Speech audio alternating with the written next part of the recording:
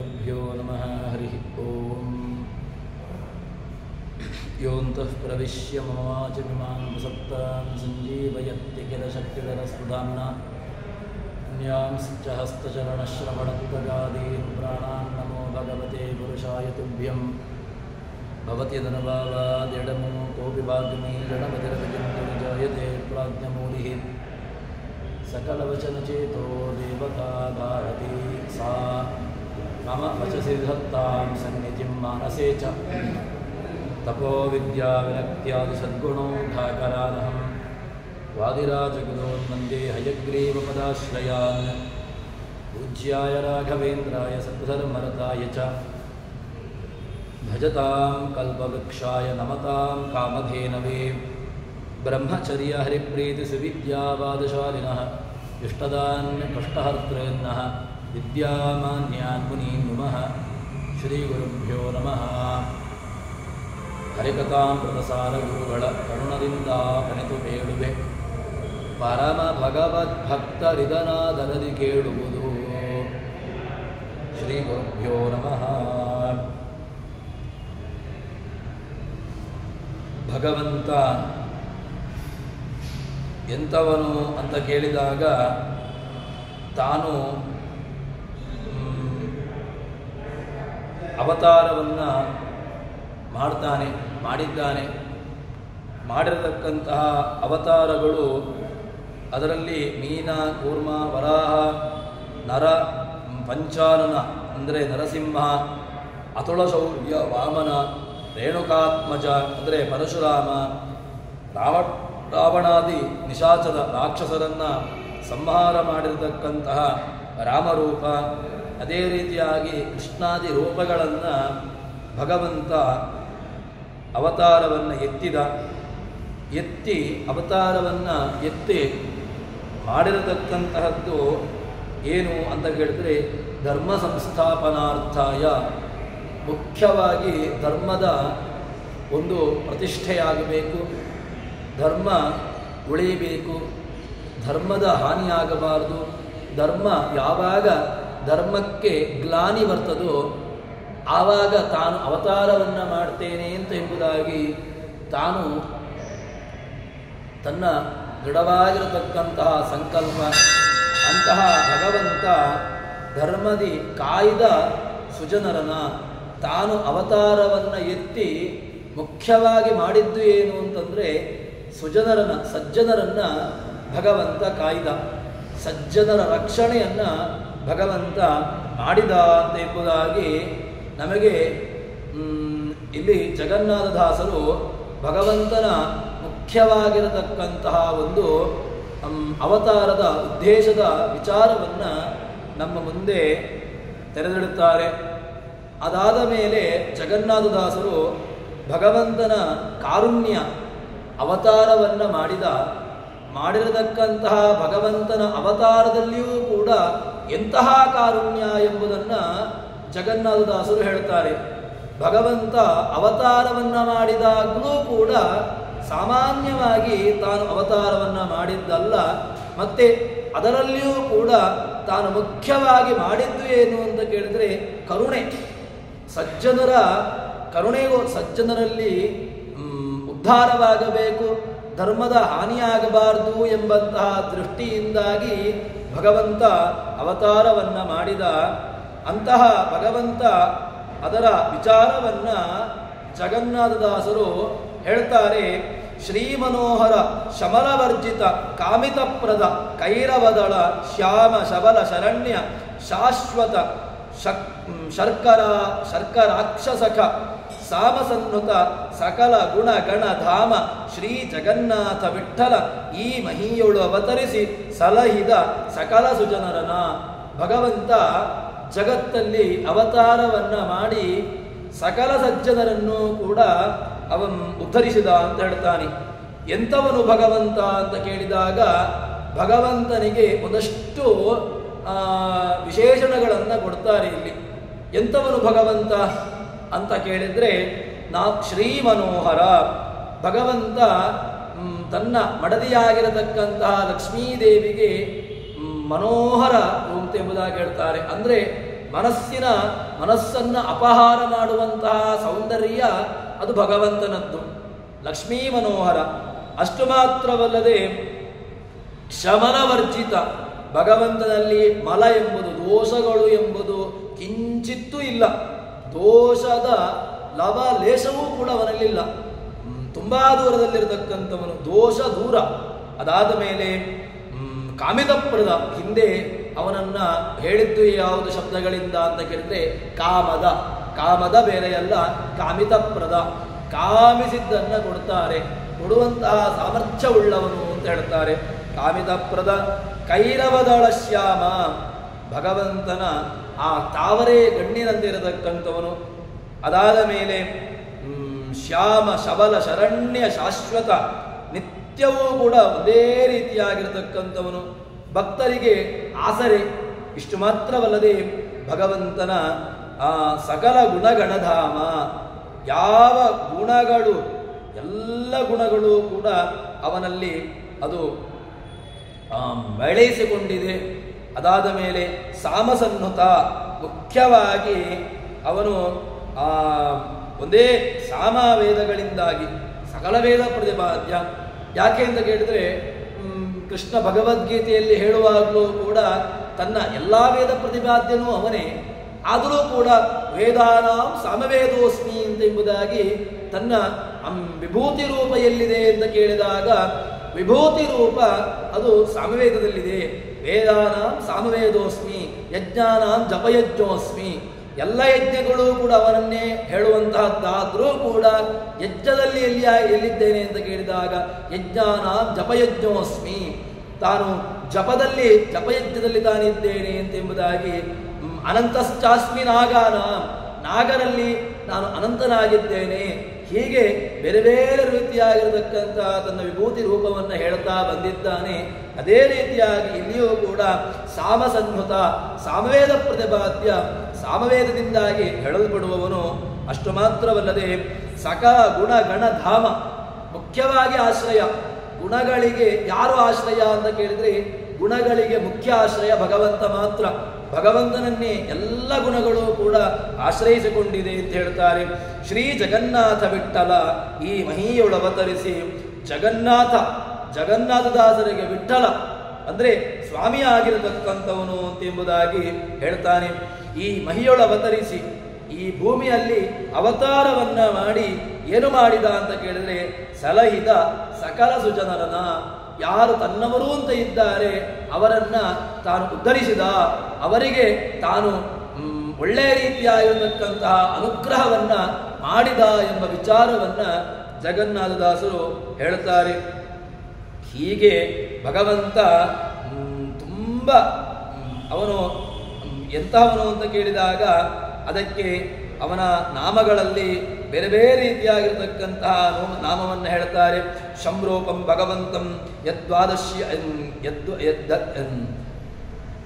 ಯದ್ದಾತ್ ಭಕ್ತ್ಯ ಸಮಸ್ತಶಃ ಅಂತ ಹೇಳಿಕೊಂಡು, ಅಂದ್ರೆ ಅವನನ್ನ ಯಾರು ಶಂರೂಪಂ ಸುಖರೂಪ ಅಂತ ಎಂಬುದಾಗಿ ಅವನನ್ನ ಹೇಳ್ತಾರೆ. ಹೀಗೆ ಅವನ ಬಗೆಯ ಬೇರೆ ಬೇರೆ ರೀತಿಯಾಗಿರತಕ್ಕಂತಹ ಭಗವಂತನ ವೈಭವ ಇಂಥದ್ದು. ಸಾಮಾನ್ಯವಾಗಿರತಕ್ಕಂತಹದ್ದ ಲಕ್ಷ್ಮೀದೇವಿಯಿಂದಾಗಿ ಸ್ತುತ್ಯ, ಲಕ್ಷ್ಮೀದೇವಿಯಿಂದಾಗಿ ಪೂಜಿಸಲು ಯೋಗ್ಯನಾಗಿರತಕ್ಕಂಥವನು ಭಗವಂತ. ಅಂತಹ ಲಕ್ಷ್ಮೀದೇವಿಯಿಂದ ಸ್ತುತ್ಯನಾಗಿರತಕ್ಕಂತಹ, ಲಕ್ಷ್ಮೀದೇವಿಯಿಂದ ಅವಳಿಂದ ಪೂಜಿಸಲಿಕ್ಕೆ, ಅವಳಿಂದ ಎಲ್ಲ ರೀತಿಯಾಗಿರತಕ್ಕಂತಹ ಸೇವೆಯನ್ನ ಮಾಡಿಸಿಕೊಳ್ಳಲಿಕ್ಕೆ ಭಗವಂತ ಯೋಗ್ಯ. ಅಂತಹ ವೈಭವವುಳ್ಳಂತಹ ಭಗವಂತ ಜಗತ್ತಿನಲ್ಲಿ ಈ ಭೂಮಿಯಲ್ಲಿ ಅವತಾರವನ್ನ ಮಾಡಿದ್ದಾನೆ. ಅವತಾರ ಇದು ಯಾಕೆ ಅಂತ ಕೇಳಿದ್ರೆ ಎಲ್ಲ ವಿಧವಾಗಿರತಕ್ಕಂಥ ಸಂಪತ್ತುಂಟು. ಆ ಯಾವ ಸಂಪತ್ತುಗಳಿದ್ರೂ ಕೂಡ ಭಗವಂತನ ಕರುಣೆ ಯಾಕೋಸ್ಕರವಾಗಿ ತಾನು ಇಲ್ಲಿಗೆ ಬರಬೇಕು, ಯಾವ ಕಾರಣಕ್ಕೋಸ್ಕರವಾಗಿ ಜಗತ್ತಿಗೆ ಬರಬೇಕು, ಯಾವ ನಿಮಿತ್ತವನ್ನಿಟ್ಟುಕೊಂಡು ಭಗವಂತ ಈ ಭೂಮಿಯಲ್ಲಿ ಅವತಾರವನ್ನ ಮಾಡಬೇಕು. ಅದಕ್ಕೆ ಕಾರಣ ಒಂದೇ, ಭಗವಂತನ ಕರುಣೆ. ಸಜ್ಜನರ ಮೇಲಿರತಕ್ಕಂತಹ ಕಾರುಣ್ಯ ಎಂಬುದೊಂದೇ ಉತ್ತರ. ಹೊರತು ಬೇರಾವ ಉತ್ತರವನ್ನು ಕೂಡ ನಾವು ಕೊಡ್ಲಿಕ್ಕೆ ಸಾಧ್ಯವೇ ಇಲ್ಲ. ಭಗವಂತ ಅವತಾರವನ್ನ ಮಾಡಿದ್ದಾನೆ. ಯಾಕೆ ಮಾಡಿದ ಅಂತ ಕೇಳಿದ್ರೆ ಅವನ ಕರುಣೆ, ಅಷ್ಟೇ ಒಂದು ಉತ್ತರ ಹೊರತು ಬೇರಾವ ಉತ್ತರವನ್ನು ಕೂಡ ನೀವು ಕೊಟ್ಟರೂ ಕೂಡ ಅದಕ್ಕೆ ಸರಿಯಾಗ್ಲಿಕ್ಕೆ ಸಾಧ್ಯವೇ ಇಲ್ಲ ಎಂಬುದಾಗಿ ಅವನ ಕರುಣೆಯ ವಿಚಾರವನ್ನ ಹೇಳ್ತಾರೆ. ಅದಾದ ಮೇಲೆ ಭಗವಂತನ ಛಾಂದೋಗ್ಯೋಪನಿಷತ್ತು, ಅದೇ ರೀತಿಯಾಗಿ ಆ ಛಾಂದೋಗ್ಯೋಪನಿಷತ್ತಿನಲ್ಲಿ ಬರತಕ್ಕಂತಹ ಶ್ಯಾಮ ಶಬಲ ಎರಡೂ ಕೂಡ ಭಗವಂತನ ರೂಪವನ್ನು ಹೇಳುತ್ತಾರೆ. ಎಂತಹದ್ದು ಅಂತ ಕೇಳಿದ್ರೆ ಶ್ಯಾಮಾತ್ ಶಬಲಂ ಪ್ರಪದ್ಯೆ ಶಬಲಾತ್ ಶ್ಯಾಮಂ ಪ್ರಪದ್ಯೆ ಶ್ಯಾಮೋ ಹೃದಿ ಸ್ಥಿತಃ ವಿಷ್ಣು ಶಬಲೋ ವಿಶ್ವರೂಪವಾನ್. ಇದು ಛಾಂದೋಗ್ಯ ಉಪನಿಷತ್ತಿನ ರೂಪ ಹೇಳ್ತಾರೆ. ಇದನ್ನ ಮಂತ್ರ ಭಗವಂತನ ನಮ್ಮ ಹೃದಯ ಗುಹೆಯಲ್ಲಿರತಕ್ಕಂತಹ ಭಗವಂತನ ರೂಪ ಅದು ಶ್ಯಾಮ, ಮತ್ತೆ ವಿಶ್ವರೂಪವಾಗಿರತಕ್ಕಂತಹ ರೂಪ ಅದು ಶಬಲ ಎಂಬುದಾಗಿ. ಹೀಗೆ ಭಗವಂತನ ವಿಶಿಷ್ಟವಾಗಿರತಕ್ಕಂತಹ ಶ್ಯಾಮ ಶಬಲ ಎಂಬಂತಹ ರೂಪದ ವಿಚಾರವನ್ನ ಇಲ್ಲಿ ನಮಗೆ ಪ್ರಸ್ತುತಪಡಿಸ್ತಾರೆ. ವಾಸ್ತವಿಕವಾಗಿ ಶ್ಯಾಮ ಶಬಲ ಅಂತ ಎಂಬುದಾಗಿ ಯಮನ ನಾಯಿಯ ವಿಚಾರವನ್ನು ನಮಗೆ ಪುರಾಣಗಳು ಹೇಳ್ತದೆ. ಶ್ಯಾಮ ಯೌತೆ ಶ್ವಾನೋ ಶ್ಯಾಮ ಶಬಲವು ಯಮರಕ್ಷಿತಾರೋ ಅಂತ ಹೇಳಿಕೊಂಡು ಶ್ಯಾಮ ಶಬಲ ಎಂಬುದು ಅದು ಯಮನ ನಾಯಿ ಎಂಬುದಾಗಿಯೂ ಕೂಡ ಅದನ್ನ ಹೇಳ್ತಾರೆ. ಪುರಾಣಗಳಲ್ಲಿ ಅದಕ್ಕೆ ಉಲ್ಲೇಖಗಳು ಇದೆ. ಅದೇ ರೀತಿಯಾಗಿ ಇಲ್ಲಿ ವಿಶೇಷವಾಗಿ ಇಲ್ಲಿ ಶ್ಯಾಮ ಶಬಲ ಎಂಬುದು ಇದು ಭಗವಂತನದ್ದೇ ರೂಪ, ಸಾಕ್ಷಾತ್ ರೂಪ ಎಂಬುದಾಗಿ. ಅದು ಒಂದು ಹೃದಯದಲ್ಲಿರತಕ್ಕಂತಹ ರೂಪ, ಇನ್ನೊಂದು ರೂಪ ಅದು ವಿಶ್ವರೂಪ ಎಂಬಂತಹ ಹೀಗೆ ಅದರ ವಿಚಾರವನ್ನ ನಮ್ಮ ಮುಂದೆ ಜಗನ್ನಾಥದಾಸರು ಅದನ್ನ ಪ್ರಸ್ತುತಪಡಿಸ್ತಾರೆ. ಅದಾದ ಮೇಲೆ ಭಗವಂತ ಸಾಮಸನ್ಹುತ ಎಂಥವನು ಅಂತ ಕೇಳಿದ್ರೆ ಸಾಮವೇದ ಪ್ರತಿಪಾದ್ಯ. ಮೊದಲಿಗೆ ಹೇಳಿದೆ ನಾನು, ಕೇವಲ ಸಾಮವೇದ ಪ್ರತಿಪಾದ್ಯ ಮಾತ್ರ ಅಲ್ಲ, ಅನಂತವಾಗಿರತಕ್ಕಂತಹ ವೇದಗಳು ಕೂಡ ಭಗವಂತನನ್ನೇ ಹೇಳಲಿಕ್ಕೆ ಹೊರಟು ಇರುವಂತಹದ್ದು. ಯಾಕೆ? ವೇದಾಕ್ಷರಾಣಿ ಯಾವಂತಿ, ವೇದದ ಒಂದೊಂದು ಅಕ್ಷರಗಳು ಕೂಡ ಭಗವಂತನನ್ನ ಪ್ರತಿಪಾದನೆ ಮಾಡುತ್ತದೆ, ಭಗವಂತನ ಒಂದೊಂದು ರೂಪಗಳನ್ನು ಪ್ರತಿಪಾದನೆ ಮಾಡುತ್ತದೆ, ಭಗವಂತನ ಒಂದೊಂದು ಗುಣಗಳನ್ನು ಪ್ರತಿಪಾದನೆ ಮಾಡುತ್ತದೆ ಅಂತ ಆದ ಮೇಲೆ ಸಕಲ ವೇದ ಪ್ರತಿಪಾದ್ಯ ಅವನೇ ಆದ ಮೇಲೆ ಕೇವಲ ಒಂದು ವೇದ ಪ್ರತಿಪಾದ್ಯ ಅಂತ ಹೇಳಬೇಕು ಅಂತಲ್ಲ. ಮತ್ತೆ ವಿಶೇಷವಾಗಿ ತಾನು ಸಾಮವೇದ ಪ್ರತಿಪಾದ್ಯ ಎಂಬುದಾಗಿ ಇಲ್ಲಿ ಅದನ್ನ ಜಗನ್ನಾಥದಾಸರು ನಮಗೆ ತಿಳಿಸಿಕೊಡುತ್ತಾರೆ. ಸಾಮಸನ್ನುತ ಅಂತ ಹೇಳಿದಾಗ ಆ ಸಾಮವೇದಕ್ಕೆ ಅಭಿಮಾನಿಯಾಗಿರ್ತಕ್ಕಂಥವರು ದೇವತೆ ಯಾರು ಅಂತ ಕೇಳಿದ್ರೆ ಅದು ಸದಭಿಮಾನಿ, ಸತ್ ಅಂತ ಹೆಸರುಳ್ಳಂತಹ ಪ್ರಾಣದೇವರು. ಸತ್ ಎಂಬಂತಹ ನಾಮ ಅದು ಪ್ರಾಣದೇವರಿಗಿರತಕ್ಕಂತಹ ನಾಮ. ಆ ಸತ್ ಪ್ರತಿಪಾದ್ಯ ಸನ್ನಾಮಕನಾಗಿ ಯಾವುದು? ವೇದ, ಸಾಮವೇದ. ಸತ್ ಇಲ್ಲಿ ಸಾಮ ಸತ್ ವೇದ ಸಾಮವೇದ ಅಂತಹ ಸಾಮವೇದ ಪ್ರತಿಪಾದ್ಯವಾಗಿರತಕ್ಕಂಥವನು ಎಂಬುದಾಗಿ ಭಗವಂತನ ವಿಚಾರವನ್ನ ನಮಗೆ ಹೇಳುತ್ತಾರೆ. ಅಂತಹ ಭಗವಂತ ಅನಂತ ಕಲ್ಯಾಣ ಪರಿಪೂರ್ಣನಾಗಿರತಕ್ಕಂಥವನು. ಅವನಿಗೆ ಎಲ್ಲ ಜ್ಞಾನಾನಂದಮಯನಾಗಿರತಕ್ಕಂಥವನು. ಹಾಗಿದ್ರೂ ಕೂಡ ಜೀವಿಗಳನ್ನ ನಮ್ಮನ್ನು ಯಾಕೆ ಅವನು ಪಾಲನೆ ಮಾಡಬೇಕು? ಅಲ್ಲ, ನಮ್ಮನ್ನ ಪಾಲನೆ ಮಾಡಿದ್ರಿಂದಾಗಿ ಅವನಿಗೇನಾದರೂ ಕೂಡ ಅದರಿಂದ ಲಾಭ ಉಂಟಾ? ಲಾಭ ಏನಿಲ್ಲ. ಆದರೂ ಕೂಡ ನಮ್ಮನ್ನ ಪಲ್ಯ ಮಾಡ್ತಾನೆ ದೇವರು. ಯಾಕೆ ಅಂತ ಕೇಳಿದ್ರೆ ಅದು ಭಗವಂತನ ಕರುಣೆ. ಯಾಕೆ ಅಂತ ಕೇಳಿದ್ರೆ ಭಕ್ತರನ್ನ ಅನುಗ್ರಹ ಮಾಡಬೇಕು. ಅಹಂ ಭಕ್ತಪರಾಧೀನ ಅಂತ ಹೇಳಿಕೊಂಡು ತಾನು ಇರತಕ್ಕಂಥವನು. ತಾನು ಯಾರಾಧೀನನಾಗಿದ್ದೇನೆ ಅಂತ ಕೇಳಿದಾಗ ನಾನು ಭಕ್ತನ ಅಧೀನನಾಗಿರ್ತೇನೆ. ಭಕ್ತರು ಏನನ್ನ ಕೇಳ್ತಾನೋ ನನ್ನನ್ನು ನಾನು ಅರ್ಪಿಸಿಕೊಳ್ತೇನೆ ಎಂಬಂತಹ ನಿಯಮ ನನ್ನದು. ನನ್ನ ನಿಯಮ ಎಂತಹದ್ದು ಅಂತ ಕೇಳಿದ್ರೆ ನಾನು ಭಕ್ತರು ಯಾವ ರೀತಿಯಾಗಿ ಕರೀತಾರೋ ಆ ರೀತಿಯಾಗಿ ನಾನು ಅವರಿಗೆ ಅನುಗ್ರಹವನ್ನ ಮಾಡ್ತೇನೆ ಎಂಬಂತಹ ನಿಯಮವನ್ನು ತಾನು ಇಟ್ಟುಕೊಂಡವನು. ಅಂತಹ ಭಗವಂತ ನಮ್ಮನ್ನ ಯಾಕೆ ಉದ್ಧಾರ ಮಾಡ್ತಾನೆ ಅಂತ ಕೇಳಿದ್ರೆ ಕೇವಲ ಕರುಣೆ ಮಾತ್ರ. ಬೇರಾವ ಉತ್ತರವನ್ನು ಕೂಡ ನಾವು ಕಲ್ಪನೆ ಮಾಡಲಿಕ್ಕೆ ಸಾಧ್ಯವೇ ಇಲ್ಲ. ನೀವು ದೇವರನ್ನ ಕರುಣೆ ಎಂಬುದನ್ನ ಕರುಣೆ ಯಾಕೆ ಅಂತ ಕೇಳಿದ್ರೆ ನಮ್ಮ ಮೇಲೆ ಅವನಿಗೆ ತುಂಬ ಕರುಣೆ ಇದೆಯಪ್ಪ, ಅದಕ್ಕೋಸ್ಕರವಾಗಿ ಇವನು ನನ್ನವ, ಇವನ ನನ್ನವ ಅಂತ ಆಗಬೇಕು ಅಂತ ಆದರೆ ಮುಖ್ಯವಾಗಿ ಏನಾಗಬೇಕು ಅಂತ ಕೇಳಿದ್ರೆ ನಾವು ಒಂದು ಬೋರ್ಡ್ ಹಾಕೊಂಡ್ರೆ ಪ್ರಯೋಜನ ಇಲ್ಲ. ನಾನು ದೇವರ ಭಕ್ತ ಅಂತ ಹೇಳಿಕೊಂಡು ಬೋರ್ಡ್ ಹಾಕಿಕೊಂಡ ತಕ್ಷಣ ಆಗೋದಿಲ್ಲ. ಒಳಗಿನಿಂದ ಪಕ್ವತೆ ಬರಬೇಕು. ಒಳಗಿನಿಂದ ಪಕ್ವವಾಯಿತು ಅಂತಾದರೆ ಮಾತ್ರ ಆವಾಗ ದೇವರು ಇವನು ನನ್ನವ ಅಂತ ಅವನು ವರ್ಣನೆ ಮಾಡಲಿಕ್ಕೆ ಸಾಧ್ಯ. ಯಾಕೆ ಅಂತ ಕೇಳಿದ್ರೆ ಎಂಥವರನ್ನ ವರ್ಣನೆ ಮಾಡ್ತಾನೆ ಭಗವಂತ ಅಂತ ಕೇಳಿದ್ರೆ ಭಗವಂತನಿಗೆ ಆ ಒಳಗಿನ ಮನಸ್ಸು ಮುಖ್ಯ. ಅದನ್ನು ನಾವು ಪಕ್ವಗೊಳಿಸಬೇಕು.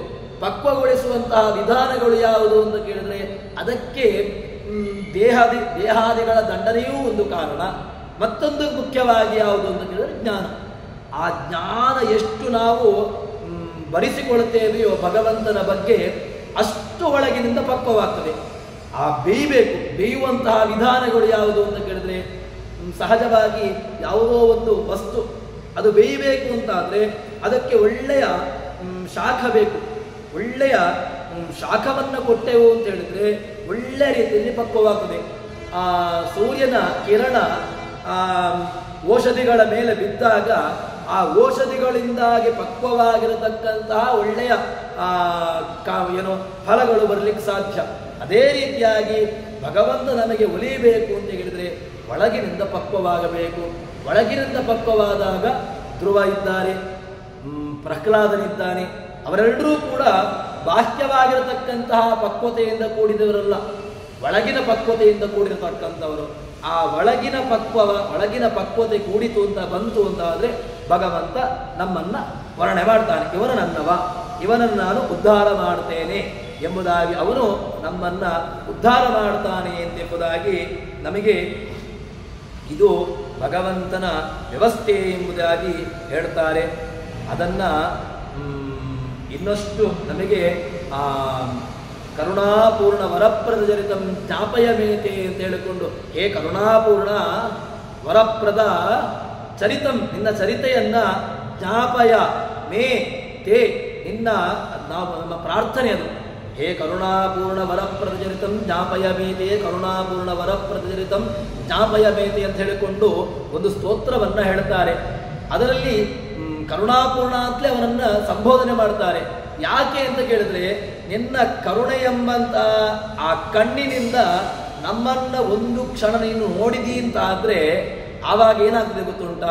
ವರಪ್ರದ, ನೀನು ವರವನ್ನ ಕೊಡ್ತಿ. ನೀನು ವರವನ್ನ ಕೊಡಬೇಕು ಅಂತಾದ್ರೆ ನಿನ್ನ ಬಗ್ಗೆ ಕೇಳಿದ್ದು, ನಿನ್ನ ಬಗ್ಗೆ ನೋಡಿದ್ದು, ನಿನ್ನ ಬಗ್ಗೆ ಅಧ್ಯಯನ ಮಾಡಿದ್ದು ಅದೆಲ್ಲವೂ ಕೂಡ ನನಗೆ ಜ್ಞಾಪಕ ಬರಬೇಕು. ನಮಗೆ ಓದ್ತೇವೆ ನಾವು, ಏನೋ ಒಂದು ದೊಡ್ಡ ಪರೀಕ್ಷೆ ಇದೆ, ಪರೀಕ್ಷೆ ಉಂಟು ಅಂತಾದಾಗ ಆ ಪರೀಕ್ಷೆಯ ಹಾಲಿಗೆ ಹೋಗಿದ್ದಾನೆ. ಹಾಲಿಗೆ ಹೋದಾಗ ಓದಿದ್ದಾನೆ, ಪಾಪ ತುಂಬ ಅಧ್ಯಯನ ಮಾಡಿದ್ದಾನೆ.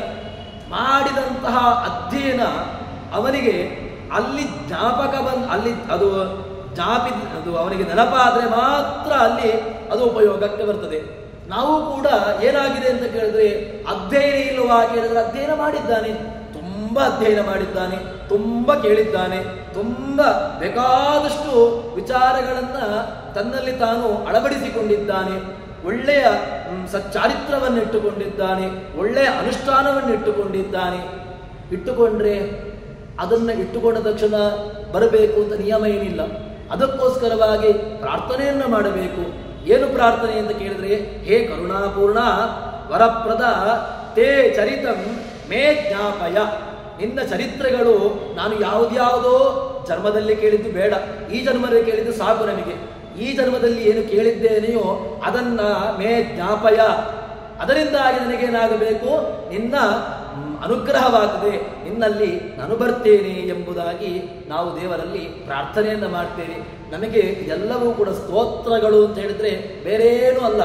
ಸ್ತೋತ್ರ ಅಂತ ಹೇಳಿದ್ರೆ ಸ್ತುತಿ ಶಬ್ದಕ್ಕೆ ಏನರ್ಥ ಅಂತ ಕೇಳಿದ್ರೆ ಅವನ ಗುಣಗಳನ್ನು ಹೇಳುವಂತಹದ್ದು. ಅವನ ಗುಣಗಳನ್ನು ಹೇಳಿ ನನ್ನಲ್ಲಿರತಕ್ಕಂತಹ ಅವಗುಣಗಳನ್ನು ದೂರ ಮಾಡಿ ನನ್ನನ್ನ ನಿನ್ನಲ್ಲಿಗೆ ಬರುವಂತೆ ಮಾಡು ಎಂಬುದಾಗಿ ಪ್ರಾರ್ಥನೆ ಅಷ್ಟೇ.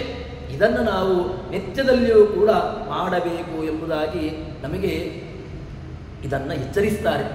ನಮಗೆ ಯಾಕೆ ಕೇಳಿದರೆ ಎಚ್ಚರಿಸ್ತಲೇ ಇರಬೇಕು. ನಮ್ಮ ಸ್ಥಿತಿ ಹೇಗೆ ಅಂತ ಕೇಳಿದರೆ ಒಂದು ಕ್ಷಣ ಇದ್ದದ್ದು ಮತ್ತೊಂದು ಕ್ಷಣಕ್ಕೆ ನೆನಪಿರುವುದಿಲ್ಲ. ಹಿಂದೆ ಏನಾಯಿತು ಬೇಡ, ಮಧ್ಯಾಹ್ನದ ಹೊತ್ತಿಗೆ ಏನಾಯಿತು ಅಂತ ನಮಗೆ ಗೊತ್ತಿರೋದಿಲ್ಲ, ಈ ಹೊತ್ತಿಗೆ ಏನಾಗಬೇಕು ಅಂತ ಗೊತ್ತಿರೋದಿಲ್ಲ. ಅಷ್ಟು ನಮ್ಮದು ಚಂಚಲವಾಗಿ ನಮ್ಮ ಮನಸ್ಸು ಮರಿತಾ ಇರುವಂತಹದ್ದು.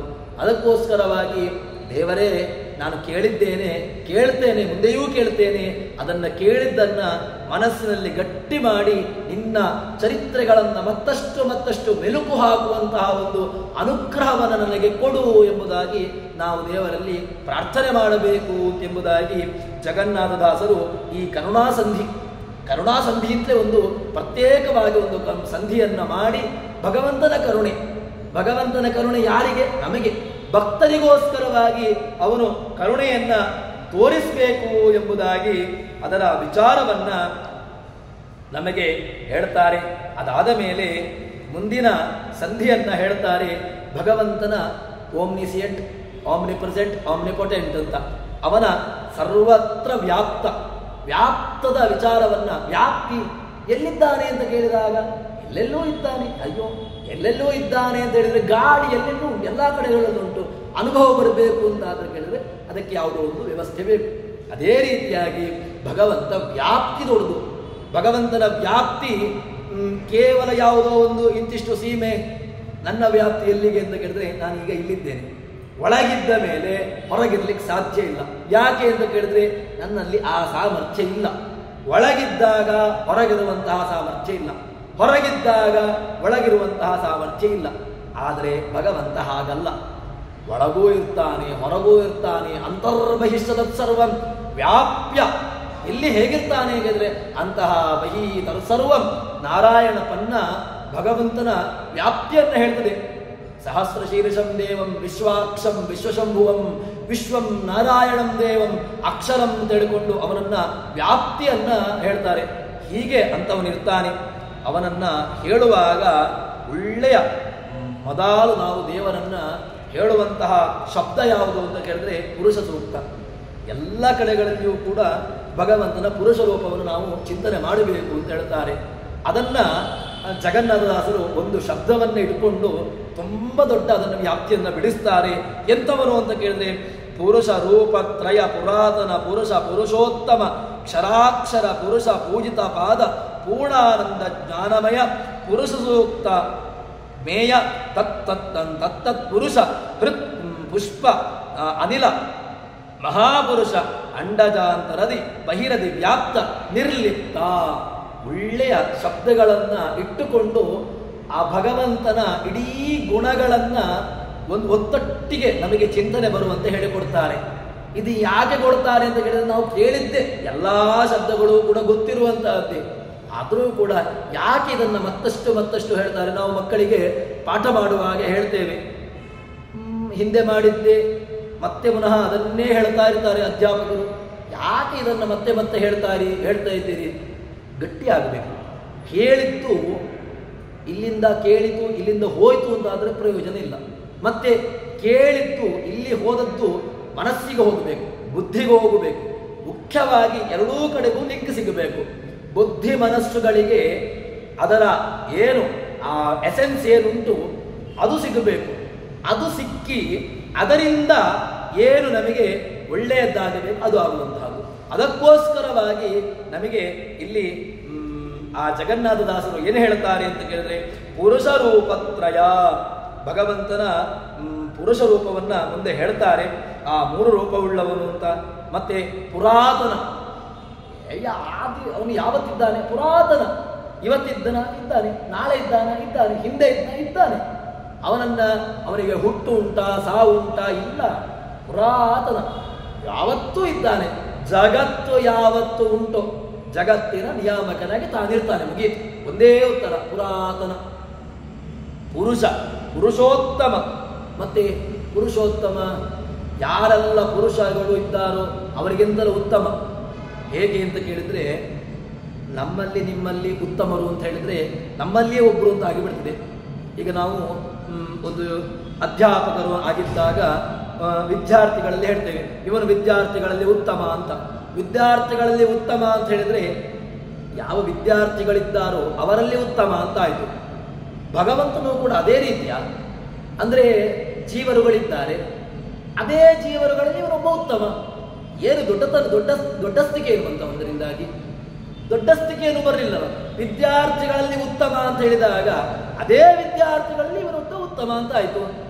ನಮ್ಮ ದೇವರು ಇದ್ದಂತಹ ಜೀವರಾಶಿಗಳಲ್ಲಿ ಉತ್ತಮ ಅಂತ ಹೇಳಿದ್ರೆ ಉತ್ತಮತ್ವ ಬಂತು ಅಷ್ಟೇ. ಅದರಿಂದ ದೊಡ್ಡಸ್ತಿಕೆ ಏನಾಯಿತು?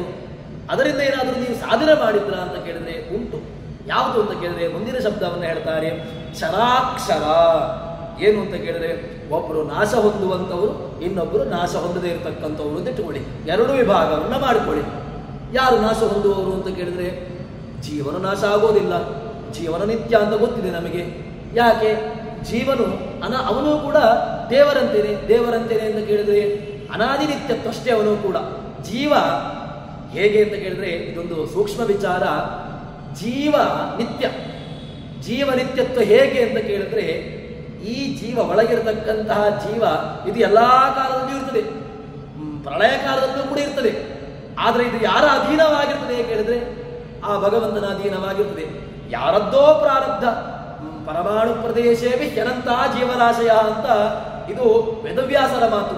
ನಮಗೆ ಪುರಾಣವನ್ನು ಕೊಟ್ಟಿರತಕ್ಕಂತಹ ವ್ಯಾಸರ ಮಾತು. ಪರಮಾಣು ಪ್ರದೇಶವೇ ಹ್ಯನಂತಹ ಜೀವರಾಶಯ. ಪರಮಾಣು ಅಂತ ಹೇಳಿದ್ರೆ ಸಣ್ಣ ಒಂದು ಡಾಟ್ ಅಂತ ಇಟ್ಟುಕೊಳ್ಳಿ, ಸಣ್ಣ ಬಿಂದು. ಅದನ್ನ 6ನೇ ಒಂದು ಭಾಗ ಮಾಡಿದ್ರೆ ಅದನ್ನು ನೀವು ಏನು ಹೇಳ್ತೀರೋ ಅದರಲ್ಲಿ ಅಂತಹ ಪರಮಾಣು ಪ್ರದೇಶದಲ್ಲಿ ಅನಂತವಾಗಿರತಕ್ಕಂತಹ ಜೀವರಾಶಿಗಳಿದ್ದಾರೆ. ಹಾಗಾದ್ರೆ ಅನಂತವಾಗಿರತಕ್ಕಂತಹ ಜೀವರಾಶಿಗಳಿದ್ದಾರೆ ಅಂತ ಆದ್ಮೇಲೆ ಎಲ್ಲರೂ ಕೂಡ ಕಾಣಬೇಕಲ್ವಾ? ಕಾಣಬೇಕು ಅಂತೇನಿಲ್ಲ. ಯಾಕೆ ಅಂತ ಕೇಳಿದ್ರೆ ಯಾರ ಪ್ರಾರಬ್ಧ ಕರ್ಮ ಉಂಟೋ ಅವನಿಗೆ ಭಗವಂತ ಏನು ಮಾಡ್ತಾನೆ? ಜೀವನ ಯಾವುದೋ ಒಂದು ದೇಹವನ್ನ ಕೊಡ್ತಾನೆ. ಯಾವ ದೇಹವೂ ಆಗಬಹುದು. ಮನುಷ್ಯ ದೇಹ ಒಳ್ಳೆಯ ಜೀವ ಅಂತ ಆದ್ರೆ ಮನುಷ್ಯ ದೇಹವನ್ನ ಕೊಡ್ತಾನೆ. ಯಾವುದೋ ಬೇರೆ ಜೀವರಾಶಿಗಳನ್ನು ತಿರ್ಯಕ್ಯೂರಿಗಳನ್ನು ಕೊಡ್ತಾನೆ.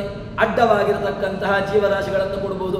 ಅಡ್ಡಕ್ಕೆ ಬೆಳೆಯುವಂತಹದ್ದು ಪ್ರಾಣಿ ತಿರ್ಯಕ್ಕೆ, ಉದ್ದವಾಗಿ ಬೆಳೆಯುವಂತಹದ್ದು ಗಿಡ ಮೊದಲಾದವುಗಳು. ನಮಗೆ ಗಿಡ ಮೊದಲಾದವುಗಳಲ್ಲಿ ಜೀವ ಇಲ್ಲವಾ ಕೇಳಿದ್ರೆ ಉಂಟು. ಅದನ್ನು ಯಾವುದೋ ಒಬ್ಬ ವಿಜ್ಞಾನಿ ಹೇಳಬೇಕು ಅಂತಿಲ್ಲ. ಅದರಲ್ಲಿಯೂ ಕೂಡ ಜೀವರಾಶಿ ಇದೆ ಅಂತ, ಜೀವಗಳಿದೆ ಅಂತ ಎಂಬುದನ್ನ ವೇದವ್ಯಾಸರು ಮೊದಲೇ ಹೇಳಿದ್ದಾರೆ. ಯಾಕೆ? ಅಲ್ಲಿಯೂ ಕೂಡ ಜೀವರಾಶಿಗಳನ್ನ ಕೊಟ್ಟಿದ್ದು ಹೋಗುವಂತೆ ಮಾಡಿದ್ಯಾರು ಭಗವಂತನೇ. ಯಾವುದೋ ಪ್ರಾರಬ್ಧ ಕರ್ಮಕ್ಕನುಸಾರವಾಗಿ ಯಾವುದೋ ಜೀವರಾಶಿಗಳನ್ನು ಕೊಡ್ತಾನೆ. ಈ ಜೀವರಾಶಿಯ ನನ್ನಲ್ಲಿ ಈಗ ಈ ದೇಹದಲ್ಲಿ ಯಾವುದೋ ಒಂದು ಜೀವರಾಶಿ ಇದೆ. ಈ ಜೀವರಾಶಿಯ ಪ್ರಾರಬ್ಧ ಕರ್ಮ ಯಾವತ್ತು ಶುರುವಾಗಿದೆ ಅಂತ ಕೇಳಿದ್ರೆ ಯಾವುದೋ ಒಂದು ದಿವಸ ಹುಟ್ಟಿದೆ. ಅಲ್ಲಿಂದ ಈ ಜೀವರಾಶಿ ಈ ದೇಹದಲ್ಲಿ ಒದ್ದಾಡ್ತಾ ಉಂಟು. ಇದರ ಕೊನೆ ಯಾವತ್ತು ಅಂತ ಗೊತ್ತಿಲ್ಲ. ಇದರ ಕೊನೆ ಯಾವುದೋ ಒಂದು ದಿವಸ ಈ ಜೀವರಾಶಿ ಇಲ್ಲಿಂದ ಹೊರಟು ಹೋಗುತ್ತದೆ. ಈ ಜೀವರಾಶಿ ಇಲ್ಲಿಂದ ಹೊರಟು ಹೋದಾಗ ಆ ಜೀವರಾಶಿಯ ಪ್ರಾರಬ್ಧ ಕರ್ಮ ಮುಗಿಯಿತು. ಮತ್ತೆ ಮುಂದೆ ಹುಟ್ಟುತ್ತದೋ ಇಲ್ಲವೋ ಗೊತ್ತಿಲ್ಲ. ಅದು ಭಗವಂತನ ವ್ಯವಸ್ಥೆ. ಅದರಂತೆ ಇಲ್ಲಿ ಭಗವಂತ ಎಂಥವನು ಕೇಳಿದ್ರೆ ಕ್ಷರಾಕ್ಷರ ಪುರುಷರಿಗಿಂತ ಬೇರೆದವರು. ನಾಶ ಹೊಂದತಕ್ಕಂತಹ ಜೀವರಾಶಿಗಳು ಒಂದು ಲಿಸ್ಟ್. ನಾಶ ಹೊಂದದೇ ಇರತಕ್ಕಂತಹ ಜೀವರಾಶಿಗಳು ಅಂತ ಹೇಳಿದ್ರೆ ಅಕ್ಷರಲಾಗಿರ್ತಕ್ಕಂತಹ ಲಕ್ಷ್ಮೀದೇವಿ. ಅದಕ್ಕಿಂತಲೂ ಕೂಡ ಎರಡರಕ್ಕಿಂತಲೂ ಕೂಡ ಪುರುಷೋತ್ತಮ ಉತ್ತಮ ಇವನು. ಅವರೆಲ್ಲರೂ ಕೂಡ ಬೇರೆ ಇವನು ಮೇಲ್ಗಳಿರತಕ್ಕಂಥವನು. ಅವರನ್ನು ಕಂಟ್ರೋಲ್ ಮಾಡುವವನು ಇವನು. ಅದರಂತೆ ಇವರಲ್ಲಿ ಒಬ್ಬನಲ್ಲ ಇವನು. ಪುರುಷೋತ್ತಮ, ಪುರುಷೇಶು ಉತ್ತಮ, ಪುರುಷೇಭ್ಯ ಯಾರೆಲ್ಲ ಇದ್ದಾರೋ ಅವರಿಗಂತಲೂ ಕೂಡ ಇವನು ಉತ್ತಮನಾಗಿರ್ತಕ್ಕಂಥವನು, ಪುರುಷೋತ್ತಮ. ಮತ್ತೆ ಪೂಜಿತ ಪಾದ, ಪೂರ್ಣಾನಂದ. ಆನಂದ ಸ್ವಲ್ಪ ಆನಂದಮಯ ಅಭ್ಯಾಸಾತ್. ವೇದವ್ಯಾಸರ ಸೂತ್ರವೇ ಇದೆ. ಭಗವಂತ ಆನಂದ ಅಂತ ನಮಗೆ ನಮಗೆ ಆನಂದ ಅಂತ ಹೇಳ್ತಾ ಇದೆ. ಆನಂದದ ಒಂದು ಹೇಗೆ ಅದನ್ನು ನಾವು ಕಲ್ಪನೆ ಮಾಡುವುದು ಹೇಗೆ? ದೇವರನ್ನ ಆನಂದ, ದೇವರನ್ನ ಜ್ಞಾನ ಆನಂದಮಯ ಅಂತ ಹೇಳ್ತಾರೆ. ದೇವರ ಜ್ಞಾನ ಅಂದ್ರೆ ಏನು? ಅದರ ಒಂದು ಶರೀರ ಏನು? ಕಲ್ಪನೆ ಮಾಡ್ಲಿಕ್ಕೆ ಬರೋದಿಲ್ಲ ರೀ. ನೀವು ಕಲ್ಪನೆ ಮಾಡಿದ್ರೆ ನಮಗೆ ಏನು ಕೇಳಿದ್ರೆ ನಮ್ಮ ಮನಸ್ಥಿತಿ ಹೇಗೆ ಅಂತ ಕೇಳಿದ್ರೆ ನಮಗೆ ಈ ಶರೀರವನ್ನು ಬಿಟ್ಟು ಬೇರೆ ಒಂದು ಶರೀರದ ಕಲ್ಪನೆ ಮಾಡುವಂತಹ ನಮಗೆ ವ್ಯವಸ್ಥೆ ಗೊತ್ತಿಲ್ಲ. ಯಾಕೆ ಅಂತ ಕೇಳಿದ್ರೆ ನಮ್ಮ ಅವಧಿಯೇ ಅಂತದ್ದು. ನಮ್ಮ ಮನಸ್ಸಿನ ನಮ್ಮ ವ್ಯವಸ್ಥೆ ಎಲ್ಲಿಯ ತನಕ ಅಂತ ಕೇಳಿದ್ರೆ, ನನ್ನ ಮನಸ್ಸಿನ ಪರಿಧಿ ಎಲ್ಲಿಯ ತನಕ ಅಂತ ಕೇಳಿದ್ರೆ ಈ ಯಾವುದೋ ಪಾಂಚಭೌತಿಕ ಶರೀರವನ್ನ ಬಿಟ್ಟು ಬೇರೆ ಯಾವುದೋ ಒಂದು ಶರೀರವನ್ನ ಕಲ್ಪನೆ ಮಾಡುವಂತಹ ಸಾಮರ್ಥ್ಯ ನನಗಿಲ್ಲ. ಮತ್ತೆ ಜ್ಞಾನ ಆನಂದ ನೋಡಿದವರು ಹೇಳಿದ್ದಷ್ಟೇ, ಅದನ್ನು ಒಪ್ಪಿಕೊಳ್ಳಬೇಕಷ್ಟೇ. ಯಾಕೆ ಅಂತ ಕೇಳಿದ್ರೆ, ಹೇಗೆ ಅಂತ ಕೇಳಿದ್ರೆ, ನೀವು ಜ್ಞಾನಾನಂದವನ್ನು ಒಂದು ಕೊಡಿ ಅಂತ ಹೇಳಿದ್ರೆ ಜ್ಞಾನಾನಂದವನ್ನು ಕೊಡ್ಲಿಕ್ಕಾಗೋದಿಲ್ಲ ರೀ. ನನಗೆ ನೀರು ತುಂಬ ಬಾಯಾರಿಕೆ ಆಗಿತ್ತು, ತುಂಬ ಹಸಿವಾಗಿತ್ತು. ಹಸಿವು ತೋರಿಸಿ, ಬಾಯಾರಿಕೆಯನ್ನು ತೋರಿಸಿ, ಏನು ತೋರಿಸ್ತೀರಿ? ನೀರು ಕುಡಿದಾಗ ಬಾಯಾರಿಕೆ ಹೋಯಿತು, ಊಟವನ್ನು ಮಾಡಿದಾಗ ಆ ಹಸಿವು ಹೋಯಿತು. ಆ ಆನಂದವನ್ನು ತೋರಿಸಿ ಅಂತ ಹೇಳಿದ್ರೆ ಏನು ತೋರಿಸ್ತೀರಿ ನೀವು? ಆನಂದವನ್ನು ಹೇಗೆ ತೋರಿಸ್ತೀರಿ? ಅದೊಂದೇ ಎಕ್ಸ್ಪ್ರೆಷನ್, ಒಳಗಿನ ಭಾವ, ಒಳಗಿರತಕ್ಕಂತಹದ್ದು. ಅದನ್ನು ನಮ್ಮ ಒಂದು ಯಾವುದೋ ಒಂದು ವ್ಯವಸ್ಥೆಯಲ್ಲಿ ಕಲ್ಪನೆ ಮಾಡುವಂತಹದ್ದಲ್ಲ. ಅದು ಎಲ್ಲದಕ್ಕೂ ಅದೇ ರೀತಿಯಾಗಿ ಒಂದು ಆನಂದಮಯವಾಗಿರ್ತಕ್ಕಂಥ ಶರೀರ ಭಗವಂತನದ್ದು. ಅದನ್ನು ನೀವು ಕಲ್ಪನೆ ಮಾಡಲಿಕ್ಕೆ ನಿಮಗೆ ಈಗ ಅಷ್ಟೇ ಆಗೋದಿಲ್ಲ. ಏನೋ ಒಂದು ಕಲ್ಪನೆ ಮಾಡಿ, ದೇವರೇ ಈ ಜನ್ಮದಲ್ಲಿ ಆಗಿಲ್ಲ, ಮುಂದಿನ ಜನ್ಮದಲ್ಲಿ ಇನ್ನೂ ಹುಟ್ಟಿಸ್ತೀಯೋ ಇಲ್ಲವೋ ಗೊತ್ತಿಲ್ಲ, ಒಳ್ಳೆ ಜನ್ಮದಲ್ಲಿ ಹುಟ್ಟಿಸಿ ಇನ್ನೂ ಮುಂದಕ್ಕೆ ಒಳ್ಳೆ ರೀತಿಯಾಗಿರತಕ್ಕಂತಹ ಅಧ್ಯಯನ ಅದನ್ನು ಮಾಡುವಂತೆ ಅನುಗ್ರಹ ಮಾಡುವಂತ ಹೇಳ್ಬೋದಷ್ಟೇ, ಕೇಳ್ಬೋದಷ್ಟೇ. ಅದನ್ನ ಮಾಡ್ತಾರೆ. ಪೂರ್ಣಾನಂದ ಜ್ಞಾನಮಯ ಪುರುಷ ಸೂಕ್ತ, ಭಗವಂತನನ್ನ ಮುಖ್ಯವಾಗಿ ಹೇಳುವಂತಹದ್ದು ಪುರುಷ ಸೂಕ್ತ. ಸಹಸ್ರಶೀರ್ಷ ಪುರುಷಃ ಸಹಸ್ರಾಕ್ಷ ಸಹಸ್ರಪಾದ್ ಸಭೋಗನ್ ವಿಶ್ವತೋ ವೃತ್ವಾ ಅತ್ಯತಿಷ್ಠತ್ಯಶಾಂಗುಲಂ ಪುರುಷ ಏವೇದಂ ಸರ್ವಂ ಯದ್ಭೂತಂ ಯಚ್ಚ ಭವ್ಯಂ. ಇಷ್ಟೇ ಭಗವಂತ, ಯದ್ಭೂತಂ ಯಚ್ಚ ಭವ್ಯಂ. ಇನ್ನು ಮುಂದೆ ಅವನಿಗೆ ಸರಿಯಾಗಿರತಕ್ಕಂತಹದ್ದು ಬರೋದಿಲ್ಲ, ಇನ್ನು ಮುಂದೆಯೂ ಈಗಲೂ ಇಲ್ಲ, ಇನ್ನು ಮುಂದೆಯೂ ಬರಲಿಕ್ಕೆ ಸಾಧ್ಯವೇ ಇಲ್ಲ. ಮತ್ತೆ ಅವರಿಂದ ಹುಟ್ಟಿರತಕ್ಕಂತಹದ್ದು ಎಂತಹದ್ದು ಅಂತ ಕೇಳಿದ್ರೆ ವಿರಾಟ್ ರೂಪ ಪುರುಷ. ಅಂತಹ ವಿರಾಟ್ ರೂಪವಾಗಿರತಕ್ಕಂತಹ ತೈಯಜ್ಜಂ ಬರೀಹಿ ಪ್ರೌಕ್ಷನ್ ಪುರುಷಂ ಜಾತಮಕೃತ ತೇನ ದೇವ ಅಯಜಂತ. ಅವನಿಂದ ಯಜ್ಞ ಹುಟ್ಟಿತು, ಸಾಧ್ಯಾರ್ಷಯಶ್ಚಯೇ ಸಾಧ್ಯರು ಹುಟ್ಟಿದ್ರು, ಋಷಿಗಳು ಹುಟ್ಟಿದ್ರು. ಹೀಗೆ ಅವನನ್ನ ಬಾಹೋರಾಜನ್ಯಕೃತ, ಬಾಹುವಿನಿಂದ ರಾಜನನ್ನ ಹುಟ್ಟಿಸಿದ. ಬಾಹೋರಾಜನ್ಯಕೃತ ಊರೋದಸ್ಯೈಶ್ಯ, ತೊಡೆಯ ಭಾಗದಿಂದಾಗಿ ತಾನು ವೈಶ್ಯರನ್ನ ಹುಟ್ಟಿಸಿದ. ಹೀಗೆ ಅವನ ಅದ್ಭುತವಾಗಿರತಕ್ಕಂತಹ ಪುರುಷ ಸೂಕ್ತ.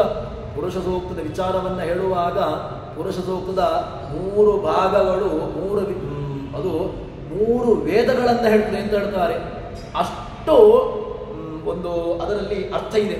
ಆ ಪುರುಷ ಸೂಕ್ತಕ್ಕಿರತಕ್ಕಂತಹ ಅರ್ಥ ಅಷ್ಟು ವಿಸ್ತೃತವಾಗಿರತಕ್ಕಂತಹ ವ್ಯಾಖ್ಯಾನ ಇದೆ ಅದಕ್ಕೆ.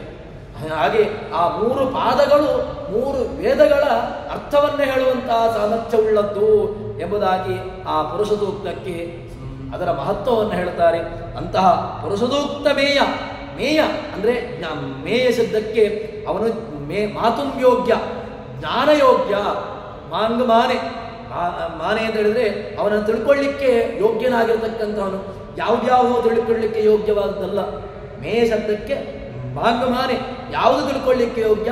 ಭಗವಂತ ತಿಳ್ಕೊಳ್ಳಿಕ್ಕೆ ಯೋಗ್ಯ, ಮೇಯ. ಮತ್ತೆ ತತ್ತತ್ ಪುರುಷ, ಅವನು ಎಲ್ಲೆಲ್ಲಿದ್ದಾನೆ ಕೇಳಿದ್ರೆ ಎಲ್ಲ ಪರಮುಖ್ಯವಾಗಿ ಪ್ರತಿಪಾದ್ಯ, ಎಲ್ಲ ಜೀವನ ಹೃದಯದಲ್ಲಿದ್ದಾನೆ. ನಾನು ನಾನು ನಾನು ಅಂತ ಹೇಳುವುದು ಯಾರನ್ನ ಕೇಳಿದ್ರೆ, ನಾನು ಅಂತ ಹೇಳಿದ್ರೆ ಒಳಗಿರತಕ್ಕಂತಹ ಜೀವ. ಜೀವ ಯಾರು? ಜೀವನಿಗೆ ಸ್ವಾತಂತ್ರ್ಯ ಇಲ್ಲಪ್ಪ. ಜೀವ ಏನು? ನಾನು ನಾನು ಅಂತ ಹೇಳುವಂತಹದ್ದು. ನಾನು ನಾನು ಅಂತ ಹೇಳಿದ್ರೆ ಆ ಒಳಗಿರತಕ್ಕಂತಹ ನಾನು ಎಂಬುದು ಅದು ಭಗವಂತ. ಇನ್ನೊಂದು ಅರ್ಥವನ್ನು ಹೇಳ್ಬೋದು, ನಾನು ಹೋದರೆ ಹೋದೇನು ಅಂತ ಹೇಳಿಕೊಂಡು ನಾನು ಎಂಬುದಕ್ಕೆ ಅಹಂಕಾರವನ್ನು ಹೇಳ್ತಾರೆ. ಅಹಂಕಾರ ನಾನು ನಾನು ಅಂತ ಹೇಳ್ತೇವೆ, ಅದು ಇರಬಾರ್ದು. ನಾನು ಶಬ್ದಕ್ಕೆ ಇಲ್ಲಿ ಒಳಗಿರತಕ್ಕಂತಹ ನಾನು ಪ್ರತಿಪಾದ್ಯನಾಗಿರ್ತಕ್ಕಂಥವನು ಯಾರು ಹೇಳಿದ್ರೆ, ನಾನು ಪ್ರತಿಪಾದ್ಯನಾಗಿರ್ತಕ್ಕಂಥವ್ರು ಭಗವಂತ, ಹೊರತು ನಾನಲ್ಲ. ನಾನು ಏನು ಮಾಡ್ಲಿಕ್ಕೆ ಸಾಧ್ಯ? ನನ್ನ ಅಸ್ತಿತ್ವ ಎಲ್ಲಿಯ ತನಕ ಅಂತ ನನ್ನ ಮೊದಲಿಗೆ ನಾವು ತಿಳ್ಕೊಳ್ಬೇಕು. ನನ್ನ ವ್ಯಾಪ್ತಿಯಲ್ಲಿಯ ತನಕ ನಾನು ಮೊದಲಿಗೆ ಅರಿತುಕೊಳ್ಬೇಕು. ನನ್ನ ವ್ಯಾಪ್ತಿ ಯಾವುದೋ ಒಂದು ಸೀಮೆ ಅಷ್ಟೇ. ಅದನ್ನು ಬಿಟ್ಟು ನನ್ನ ಜ್ಞಾನ ಎಲ್ಲಿಯ ತನಕ ಉಂಟಪ್ಪ? ಯಾವುದೋ ನನಗೆ ಅಧ್ಯಯನ ಮಾಡಿದಂತಹ ವಿಚಾರಗಳು ಉಂಟು ಅಷ್ಟೇ. ಅದಕ್ಕಿಂತ ಭಿನ್ನವಾಗಿರತಕ್ಕಂತಹ ವಿಚಾರ ಕೇಳಿದ್ರೆ ಗೊತ್ತಿಲ್ಲ. ಯಾಕೆ ಗೊತ್ತಿಲ್ಲ ಕೇಳಿದ್ರೆ ಗೊತ್ತಿಲ್ಲ ಎಂಬುದು ಅಷ್ಟೇ ಉತ್ತರ. ಅದು ಆದರೆ ಭಗವಂತ ಹಾಗಲ್ಲ. ಇಡೀ ಜಗತ್ತಿಗೆ ತಾನು ಜ್ಞಾನವನ್ನು ಕೊಡುವವನು. ಹೀಗೆ ತತ್ತತ್ ಪುರುಷ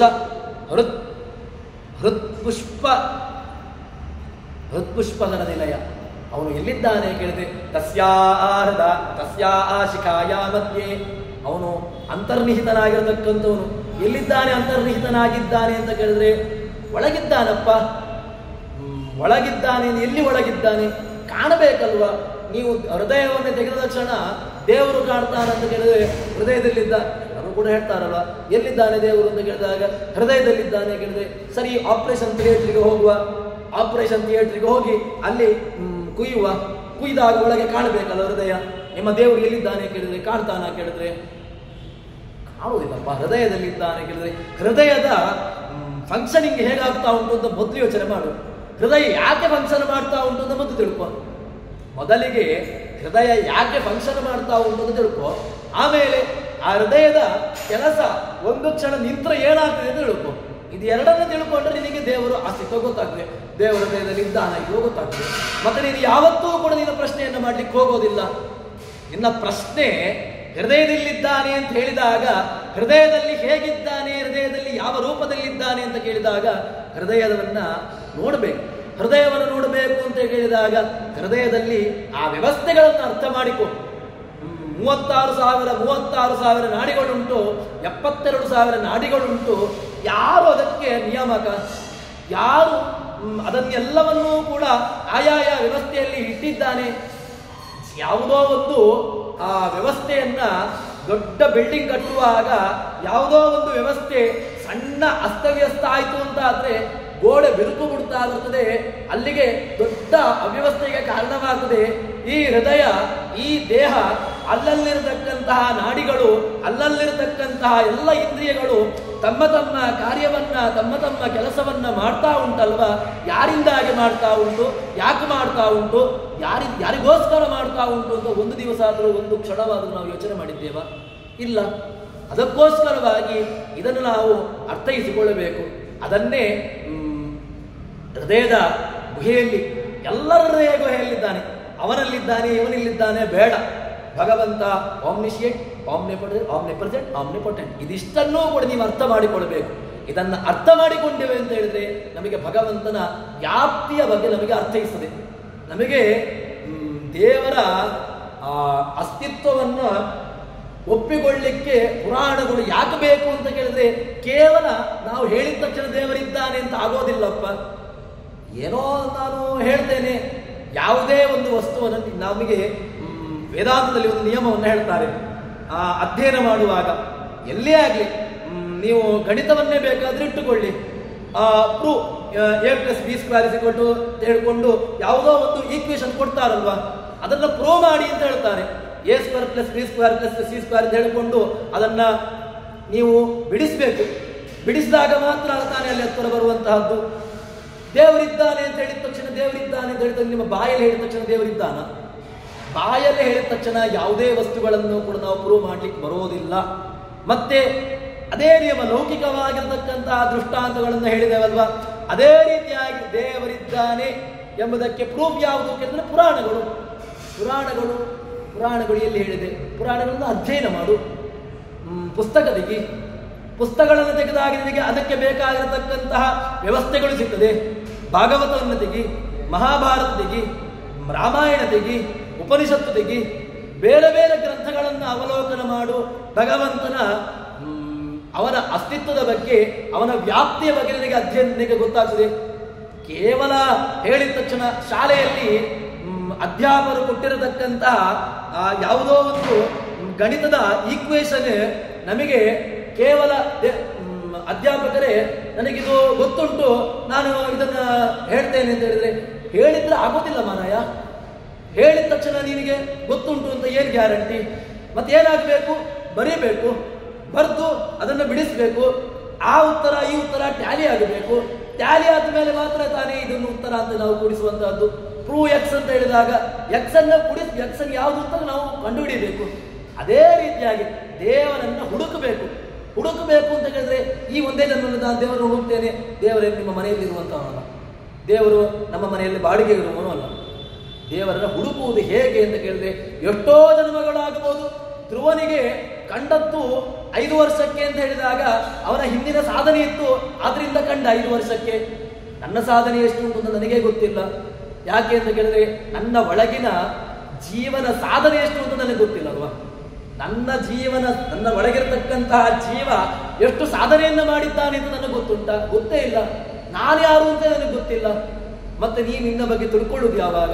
ಮೊದಲಿಗೆ ನೀನು ನಿನ್ನ ತಿಳ್ಕೊ. ನೀನು ನಿನ್ನನ್ನು ತಿಳ್ಕೊಂಡಾಗ ಅವನ ಬಗ್ಗೆ ನಿನಗೆ ಗೊತ್ತಾಗಬೇಕು. ಅದನ್ನು ಅವನ ಬಗ್ಗೆ ಗೊತ್ತಾಗಬೇಕು ಅಂತ ಕೇಳಿದ್ರೆ ಪುಸ್ತಕವನ್ನು ತೆಗಿ, ಪುಸ್ತಕವನ್ನು ಅವಲೋಕನೆ ಮಾಡು, ಗ್ರಂಥಗಳನ್ನು ಅವಲೋಕನೆ ಮಾಡು, ವೇದಗಳನ್ನು ಅವಲೋಕನೆ ಮಾಡು, ಉಪನಿಷತ್ತುಗಳನ್ನು ಅವಲೋಕನೆ ಮಾಡು. ಅದರಿಂದ ನಿನಗೆ ಗೊತ್ತಾಗಬೇಕು ದೇವರ ವ್ಯಾಪ್ತಿ ಎಂತಹದ್ದು, ದೇವರ ಅಸ್ತಿತ್ವ ಎಂತಹದ್ದು, ದೇವರ ಏನು ವ್ಯಾಪ್ತಿ, ಒಳ್ಳೆಯ ಪುರುಷ ಸೂಕ್ತದಿಂದಾಗಿ ಪ್ರತಿಪಾದ್ಯಮಾನವಾಗಿರತಕ್ಕಂತಹ ಭಗವಂತನ ರೂಪ ಎಂತಹದ್ದು ಅಂತ ಎಂಬುದಾಗಿ ನಿನಗೆ ಗೊತ್ತಾಗಬೇಕು. ಅದನ್ನೇ ಜಗನ್ನಾಥದಾಸರು ಹೇಳಿದ್ದು, ಭಗವಂತ ತತ್ ಪುರುಷ, ಅಲ್ಲಲ್ಲಿ ಪುರುಷದಲ್ಲಿದ್ದಾನೆ. ಅವನು ಎಲ್ಲೆಲ್ಲಿದ್ದಾನೆ ಅಂತ ಕೇಳಿದ್ರೆ ತತ್ತಚ್ಛಕ್ತಿ ಪ್ರಬೋಧೆಯನ್ನು ಏಕೈವ ಮಹಾಶಕ್ತಿ ಕುರಿತೇ ಸರ್ವಮಂಜಸ ಅಂತ ನಾವು ನಿತ್ಯದಲ್ಲೂ ಕೂಡ ಪ್ರತಸ್ತುತದಲ್ಲಿ ಹೇಳ್ತೇವೆ. ಭಗವಂತ ಎಲ್ಲಿದ್ದಾನೆ ಕೇಳಿದ್ರೆ ತತ್ರ ತತ್ರ ತತ್ರ ಸ್ಥಿತೋ ವಿಷ್ಣು ತತ್ತಚ್ಛಕ್ತಿ ಪ್ರಬೋಧಯನ್ ಏಕೈವ ಮಹಾಶಕ್ತಿ ಕುರಿತೇ ಸರ್ವಮಂಜಸ. ಅವನು ಅಲ್ಲಲ್ಲಿದ್ದುಕೊಂಡು ಏನು ಆಯಾಯ ರೂಪಗಳಲ್ಲಿದ್ದುಕೊಂಡು, ಆಯಾಯ ಇಂದ್ರಿಯಗಳಲ್ಲಿದ್ದುಕೊಂಡು, ಆಯಾಯ ಶಕ್ತಿಗಳನ್ನು ಪ್ರೇರೇಪಣೆ ಮಾಡ್ತಾ ಇದ್ದಾನೆ. ಇದ್ದುಕೊಂಡು ಕುರುತೆ ಏಕಏವ ಮಹಾಶಕ್ತಿ, ಅವನು ಮಾತ್ರ, ಬೇರೆ ಎಲ್ಲರೂ ಕೂಡ ಅವನ ಅಧೀನವಾಗಿ ಮಾಡುವಂಥವ್ರು ಹೊರತು ಅವ್ರು ಯಾರೂ ಕೂಡ ಸ್ವತಂತ್ರವಾಗಿ ಮಾಡಲಿಕ್ಕೆ ಸಾಧ್ಯವೇ ಇಲ್ಲ. ಎಲ್ಲಿ ಬೇಕಾದರೂ ಇದನ್ನು ಘಟ್ಟಾಘೋಷವಾಗಿ ನಾವು ಶುರು ಮಾಡ್ಬೋದು. ಯಾಕೆ ಅಂದರೆ ಪುರಾಣಗಳನ್ನು ಅಧ್ಯಯನ ಮಾಡು, ಪುರಾಣಗಳನ್ನು ಬಿಡಿಸಿದಾಗ ಪುರಾಣಗಳ ತಾತ್ಪರ್ಯ ಏನು ಅಂತ ನಮಗೆ ಗೊತ್ತಾಗ್ತದೆ. ತತ್ತಚ್ಛಕ್ತಿ ಪ್ರಬೋಧೆಯನ್ನು ಕುರುತೆ ಸರ್ವಂ ಅಂಜಸಾ ಕುರುತೆ, ಅಲ್ಲೊಂದು ಶಬ್ದವನ್ನ ಹಾಕ್ತಾರೆ, ಅಂಜಸಾ ಕುರುತೆ. ಏನು ಅಂಜಸಾ ಕುರುತೆ? ಚೆನ್ನಾಗಿ ಮಾಡುವಂಥವನವರೇ, ಅವನು ಮಾತ್ರ. ಯಾಕೆ? ಉಳಿದಂತಹ ಯಾವ ದೇವತೆಗಳಿಗೂ ಕೂಡ ಅವನಷ್ಟು ಸಾಮರ್ಥ್ಯ ಇಲ್ಲ. ಅವನೊಬ್ಬರೇ ಎಲ್ಲವನ್ನೂ ಕೂಡ ಆಯಾಯ ವ್ಯವಸ್ಥೆಗಳಲ್ಲಿದ್ದುಕೊಂಡು, ಕಣ್ಣು ಕಾಣಬೇಕು ಅಂತ ಕೇಳಿದ್ರೆ ಚಕ್ಷುರಿಂದ್ರಿಯ ಅಭಿಮಾನಿಯಾಗಿ ತಾನಿರಬೇಕು, ಕಿವಿ ಕೇಳಬೇಕು ಅಂತ ಆದ್ರೆ ಅಲ್ಲಿ ತನ್ನ ರೂಪ ಇರಬೇಕು, ಕಾಲು ನಡೀಬೇಕು ಅಂತ ಆದ್ರೆ ಅದಕ್ಕೆ ರೂಪ ಬೇಕು, ಕೈ ಎತ್ತಬೇಕು ಅಂತ ಆದ್ರೂ ಕೂಡ ವ್ಯವಸ್ಥೆ ಬೇಕು. ಇಲ್ಲಿ ಇಲ್ಲ ಅಂತ ಆದ್ರೆ ಯಾವತ್ತೂ ಕೂಡ ಯಾವುದೇ ರೀತಿಯಾಗಿರ್ತಕ್ಕಂತಹ ಕರ್ಮಾಂಗವನ್ನು ಮಾಡ್ಲಿಕ್ಕೆ ಸಾಧ್ಯವೇ ಇಲ್ಲ. ತೇನವಿದ ತೃಣಮಪಿನ ಚಲತಿ, ಅವನಿಲ್ಲವಾ ಏನೂ ಆಗುವುದಿಲ್ಲ. ಅವನಿದ್ದಾನ, ಏನನ್ನು ಬೇಕಾದರೂ ಸಾಧನೆ ಮಾಡ್ಲಿಕ್ಕೆ ಬರ್ತದೆ. ಇದು ನಮಗೆ ಪುರಾಣಗಳು ಕೊಟ್ಟಿರತಕ್ಕಂತಹದ್ದು. ಪುರಾಣಗಳು ಬೇರೆ ಅಲ್ಲ, ದಾಸ ಸಾಹಿತ್ಯ ಬೇರೆ ಅಲ್ಲ. ದಾಸ ಸಾಹಿತ್ಯವನ್ನು ಬಿಟ್ಟ ಪುರಾಣ ಇಲ್ಲ, ಪುರಾಣವನ್ನು ಬೆಂಬಲ ಸಾಹಿತ್ಯ ಇಲ್ಲ. ಆ ಎರಡನ್ನೂ ಕೂಡ ಮೇಳೈಸಿಕೊಂಡು ನಮಗೆ ಪುರಾಣಗಳು ಅರ್ಥವಾಗಬೇಕು ಅಂತಾದ್ರೆ ಪುರಾಣಗಳನ್ನ ನಾವು ಬಿಡಿಸಿದಾಗ ಮಾತ್ರ ಇದರಲ್ಲಿರ್ತಕ್ಕಂತಹ ಆಂತರ್ಯ, ಇದರಲ್ಲಿರತಕ್ಕಂತಹ ತಾತ್ಪರ್ಯ ನಮಗೆ ಅರ್ಥವಾಗಲಿಕ್ಕೆ ಸಾಧ್ಯ. ಆ ರೀತಿಯಾಗಿ ನಮಗೆ ಹೇಳ್ತಾರೆ, ಪುರುಷ ಅಂಡಜಾಂತರದಿ ಎಲ್ಲಿದ್ದಾನೆ ಅಂತ ಕೇಳಿದ್ರೆ ಎಲ್ಲ ಅಂಡಾಂತರ ಹೇಳಿದಲ್ವ ಮೊದಲಿಗೆ, ತನ್ನ ಅಂತರ್ಬಹಿಷ್ಠ ತತ್ಸರ್ವಂ ವ್ಯಾಪ್ಯ ನಾರಾಯಣ ಸ್ಥಿತ ಅನಂತಮವ್ಯಂ. ಅವನು ಎಂಥವನು ಕೇಳಿದ್ರೆ ಅಂಡಾಂತರಂ ಬಹಿರಪಿ, ಎಲ್ಲಾ ಕಡೆಗಳಲ್ಲೂ ಕೂಡ ವ್ಯಾಪಿಸಿಕೊಂಡು ತಾನಿದ್ದಾನೆ. ಎಲ್ಲ ಯಾಕಿದ್ದಾನೆ ಮಾರಾಯ? ತತ್ಸೃಷ್ಟ, ಪುನಃ ಶಿಕ್ಷಾವಲ್ಲಿ, ಪುನಃ ಉಪನಿಷತ್ತು, ತತ್ಸೃಷ್ಟ ತದೇವ ನ ಪ್ರಾವಿಶತೆ ತದು ನ ಪ್ರವಿಶ್ಯ ಸತ್ಯಚ್ಛಾಭವತ್. ಇದು ಯಾಕೆ ಮಾಡಿದ ಅಂತ ಕೇಳಿದ್ರೆ ಜಗತ್ತನ್ನು ಸೃಷ್ಟಿ ಮಾಡಿದ. ಉಪನಿಷತ್ತು ಹೇಳುವಂತಹದ್ದು ಮಾತು, ತತ್ಸೃಷ್ಟ, ಅದನ್ನು ಸೃಷ್ಟಿ ಮಾಡಿದ, ಜಗತ್ತನ್ನು ಸೃಷ್ಟಿ ಮಾಡಿದ. ತದೇವ ಅನುಪ್ರವಿಶತೆ, ಒಳಗೆ ಪ್ರವೇಶ ಮಾಡಿದ. ಯಾಕೆ ಪ್ರವೇಶ ಮಾಡಿದ ಅಂತ ಕೇಳಿದ್ರೆ ಅದರಲ್ಲಿ ಕ್ರಿಯೆಯನ್ನು ಕೊಡುವುದಕ್ಕೋಸ್ಕರವಾಗಿ ಭಗವಂತ ಸೃಷ್ಟಿ ಮಾಡಿದ. ನಮ್ಮಲ್ಲಿ ಯಾವುದಾದ್ರೂ ಕೂಡ ಉಂಟಾ? ನಮ್ಮಲ್ಲಿ ಯಾವುದೋ ಒಂದು ನಾವು ಯಂತ್ರವನ್ನು ಮಾಡ್ತೇವೆ, ಯಂತ್ರವನ್ನು ಮಾಡಿದ್ವಿ ಅಂದ್ರೆ ನಾವೇ ಯಂತ್ರದೊಳಗೆ ಕೂತ್ಕೊಳ್ತೇವೆ ಕೇಳಿದ್ರೆ ಇಲ್ಲ. ಯಾಕೆ ಹೇಳಿದ್ರೆ ಆಗುವುದಿಲ್ಲ. ಭಗವಂತ ಹಾಗಲ್ಲ, ಸೃಷ್ಟಿ ಮಾಡಿದ, ಸೃಷ್ಟಿ ಮಾಡಿ ತದೇವ ಅನುಪ್ರವಿಶತೆ, ಅದರಲ್ಲಿ ಕ್ರಿಯೆಯನ್ನು ಕೊಡುವುದಕ್ಕೋಸ್ಕರವಾಗಿ ತಾನೇ ಒಳಗೆ ಪ್ರವೇಶ ಮಾಡಿ ಅದರಲ್ಲಿ ಕ್ರಿಯೆ ಮಾಡ್ಲಿಕ್ಕೆ ಶುರು ಮಾಡಿದ. ತಟ್ಟಿರಾಯ ಸ್ವತಂತ್ರವಾಗಿದ್ದಾನ ಕೇಳಿದ್ರೆ ತಟ್ಟಿರಾಯ ಸ್ವತಂತ್ರವಾಗಿಲ್ಲ. ತಟ್ಟಿರಾಯನ ಕೆಲಸ ಏನು? ಸುಮ್ಮನೆ ಇರ್ತಾನೆ. ಒಳಗೆ ಹೋಗಿರತಕ್ಕಂತಹ ವ್ಯಕ್ತಿ ಊರು ತುಂಬ ತಿರುಗಾಡ್ತಾನೆ. ಮತ್ತೆ ತಟ್ಟಿರಾಯನಿಗೆ ಕೆಲಸ ಇಲ್ಲ, ತಟ್ಟಿರಾಯ ಸೈಡಲ್ಲಿ. ಅದೇ ರೀತಿಯಾಗಿ ಭಗವಂತ ದೇಹವನ್ನು ಕೊಟ್ಟಾದ್ಮೇಲೆ ಏನು ಮಾಡಿದ ಅಂತ ಕೇಳಿದ್ರೆ ತತ್ಸೃಷ್ಟ, ದೇಹವನ್ನು ಸೃಷ್ಟಿ ಮಾಡಿದ್ಯಾರು ನಾವು. ನಮಗೇನು ಗೊತ್ತಿದೆ? ಮಣ್ಣು ನಮಗೇನೂ ಗೊತ್ತಿಲ್ಲ. ಅಲ್ಲಿ ಕೇವಲ ಏನು ಸ್ತ್ರೀ ಪುರುಷರ ಸಂಯೋಗದಿಂದಾಗಿ ವೀರ್ಯ ಮತ್ತೆ ರೇತಸ್ಸಿನ ಸಂಪರ್ಕವಾಯಿತು. ಅದರಿಂದಾಗಿ ಆದದ್ದೇನು ಕೇಳಿದ್ರೆ ಒಳಗಿರತಕ್ಕಂತಹ ಭಗವಂತನ ವ್ಯವಸ್ಥೆಯಿಂದಾಗಿ ಅದೊಂದು ಒಳ್ಳೆಯ ದೇಹವನ್ನು ಪಡ್ಕೊಂಡಿತ್ತು.